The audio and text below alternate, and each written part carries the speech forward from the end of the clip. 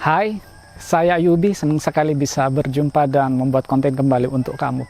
Meskipun Bali saat ini lagi down dan benar-benar down karena adanya pandemi, namun hal ini tidak mematahkan masyarakat Bali untuk memunculkan keunikan-keunikan yang ada di daerah mereka masing-masing.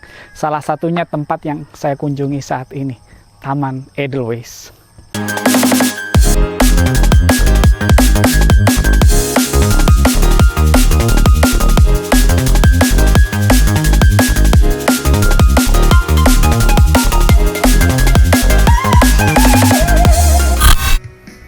Selamat datang di Taman Edelweiss.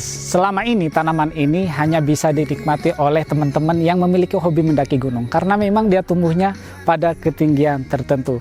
Namun saat ini kalian bisa melihat tanaman ini secara langsung tanpa harus bersusah-susah payah mendaki gunung. Objek kawasan wisata ini tepat berada di bawah kaki gunung Gunung Agung, tepatnya di Desa Tumungkus, Kabupaten Karangasem. Akses untuk menuju tempat ini mudah dijangkau, bisa dilalui sepeda motor ataupun juga mobil. Jalanannya tidak ekstrim, cukup landai dan mungkin hanya sekitar 1 kilo atau 2 kilo menuju tempat ini, sedikit agak menanjak namun tidak ekstrim. Saya sendiri menuju tempat ini berangkat dari Kute sampai ke Kelungkung, kemudian ke tempat ini ditempuh kurang lebih selama 2 jam saja. Kalian yang penasaran seperti apa sih tanaman Edelweiss dan apa uniknya dari tumbuhan ini? Ayo ikutin sampai selesai. Nah, tepat di belakang saya inilah artis utamanya, tanaman Edelweiss atau bunga Edelweiss. Di sini menyebutnya bunga kasna. Di beberapa tempat lain ada namanya bunga sendoro. Sebenarnya di Indonesia sendiri sih setahu saya, ya dari referensi yang saya baca di Indonesia ada 3 spesies Edelweiss. Yang pertama ada Edelweiss Jawa, terus ada bunga kasna, yang ketiga Longivelia. Persebarannya cukup luas, dimulai dari Sumatera, Jawa, Sulawesi, Bali, bahkan Sumbawa ditemukan tanaman Edelweiss. Bagaimana sih untuk membedakan tanaman ini dengan tanaman yang lain, atau bagaimana sih ciri-ciri dari tanaman Edelweiss ini? Yang paling menonjol dan bisa dilihat adalah dia memiliki bulu halus berwarna putih seperti wol, seperti ini. Jadi lihat di belakang saya ini, dia warnanya putih dan kalau kita lihat dari kejauhan seperti ranting yang tertutup oleh salju. Terus dia memiliki daun yang linier, panjangnya kurang lebih 4-5 cm. Kemudian yang paling terlihat juga pada bunganya. Bunganya, kelopaknya itu berwarna putih dan di tengahnya berwarna kuning. Dari 3 jenis Edelweiss yang ada, hanya bunga senduro atau bahasa ilmiahnya itu Visida yang memiliki aroma wangi yang cukup kuat.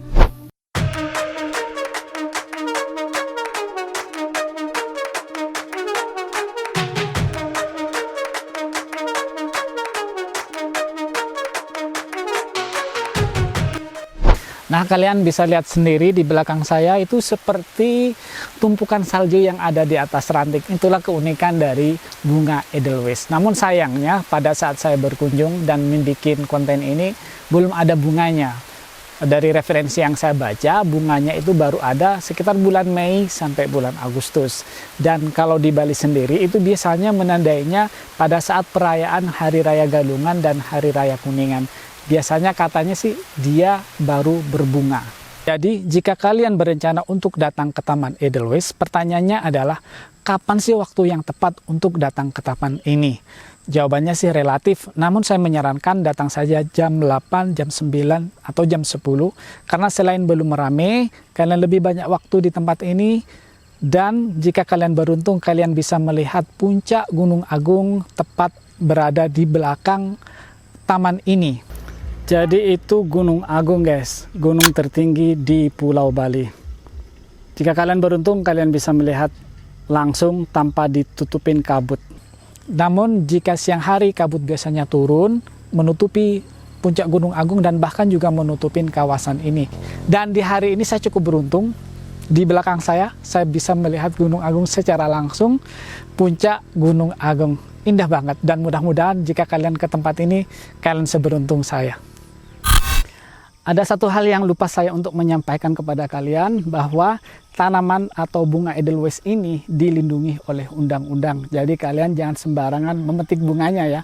Jika kalian nanti berjumpa dengan tanaman ini, nanti akibatnya fatal, kalian bisa berurusan dengan hukum. Sebaiknya biarkan tanaman ini tumbuh di tempatnya dan dinikmati di alamnya, tidak dibawa pulang atau apalagi dibikin oleh-oleh.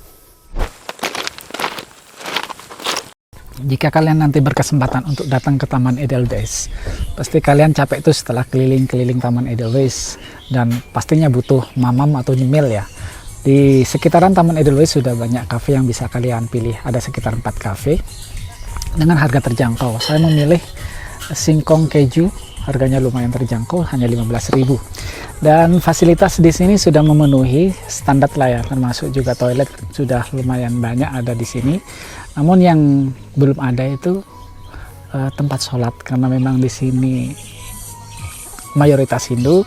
Jadi buat teman-teman yang pengen sholat bisa numpang di kafe-kafe seperti ini. Mereka welcome kok. Tempat ini sebenarnya lebih cocok untuk siapa sih? Untuk anak-anak, untuk keluarga, sama rombongan. Menurutku tempat ini sangat cocok untuk liburan bareng keluarga. Kesimpulannya, tempat ini cukup unik dan menarik karena adanya tumbuhan Edelweiss, tanaman yang hanya tumbuh di ketinggian dan suhu tertentu. Tempat ini lebih cocok juga untuk wisata keluarga. Teman-teman yang mencari tempat prewedding di sini juga sangat bagus, cukup instagramable, banyak spot-spot foto yang sangat menarik. Dan juga para sinias yang ingin mencari lokasi yang unik namun mudah dijangkau, di sini juga pas untuk membuat video-video epic. Dan cukup sampai di sini video kali ini, sampai ketemu di video-video berikutnya. Jangan lupa di like and subscribe. Bye bye.